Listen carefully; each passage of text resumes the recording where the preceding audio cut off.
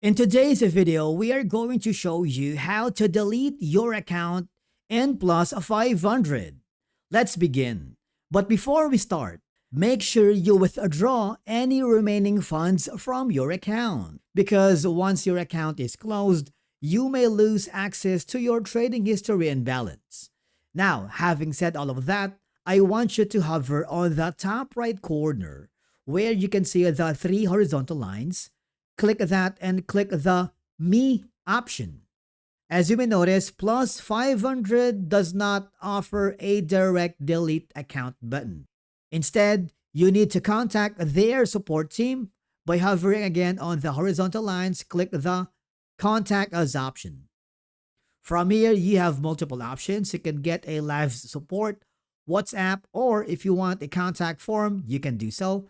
Now, all you have to do is provide some information. You can write a message like you want to permanently delete and close your account, and make sure to include your registered email for verification. Now, after submitting your request, the support team will review it. You may receive a confirmation email asking you to verify your identity or confirm deletion. Once confirmed, your account will be closed. And basically, that's it for today's video on how to delete your Plus500 account. Thank you so much for watching, and we will see you again in the next video.